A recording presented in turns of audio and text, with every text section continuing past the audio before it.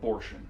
When that one word is spoken, you will no doubt get a very passionate response from the other party. Pro-life or pro-choice, both sides have their heartfelt beliefs on whether or not it should be legal. Laws and beliefs aside, there is a life on the other end of that argument. Whether you believe it is a life at conception or a life after it takes its first breath, it is no less a life. Should a mother have the right to terminate a pregnancy for any reason? I would give a resounding no. No matter if it is but just a clump of cells, even with that belief, it would have been a life eventually. All of us have a conscience, no matter how hard we try and suppress it. In all countries and among all people, a natural instinct or unwritten law placed murder among the worst crimes, and its penalty was death. I believe abortion is the killing of a human being, which defies the word of God spoken from the Bible. The Bible states, "Thou shalt not kill," in Exodus chapter 20, verse 13. Again, God says in Jeremiah chapter 1, verse 5, "Before I formed you in the womb, I knew you.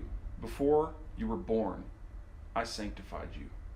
According to the Bible, there is no fine line drawn between a fetus or a baby. What if we take this topic a step further? What if we go back in time? What would be said about the Jews?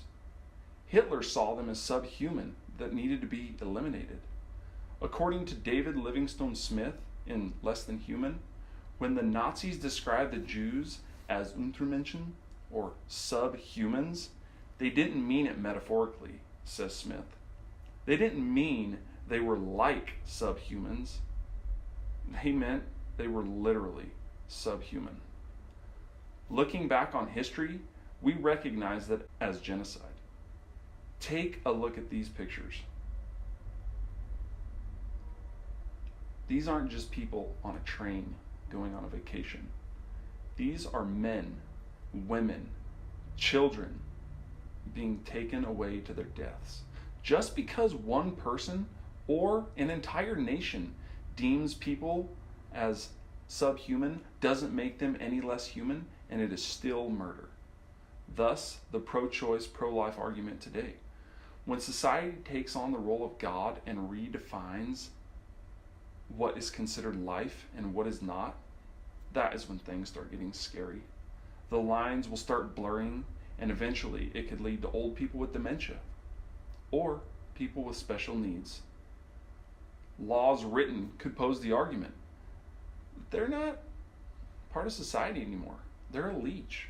They're not really human anymore. We need to terminate them. I know this sounds absurd, but history repeats itself, and we have seen it in the case mentioned before and with the slaves during the Civil War. Just because it is law doesn't make it right. Pro-choice advocates will argue, but it's just a clump of cells. It has no heartbeat early on, neither a brain. It is solely reliant on the mother. It's a leech. Without the mother, it can't survive on its own. What about in the case of rape? It is a foreign invader inside the mother, and she should have the choice to terminate the pregnancy. It's my body. I should be able to choose what I do with it. So when is it considered a person? Here are some scientific evidence of the existence of human life before birth. These are irrefutable facts about which there is no dispute in the scientific community. At the moment when a human sperm penetrates a human ovum or egg, a new entity comes into existence. Zygote is the name of the first cell formed at conception. Is it human? Is it alive? Is it just a cell? Or is it an actual organism? A being? The zygote is composed of human DNA and other molecules that are human, so its nature is undeniably human and not some other species. The new human zygote has a genetic composition that is absolutely unique to itself, different from any other human that has ever existed, including that of its mother, thus disproving the claim that what is involved in abortion is merely a woman and her body. Thus, concluding this argument, science and moral law both prove that abortion goes against natural human instinct and is wrong. Upon conception, it is a unique entity that, left to natural processes, will develop and eventually be a fully autonomous human being, just like you and I.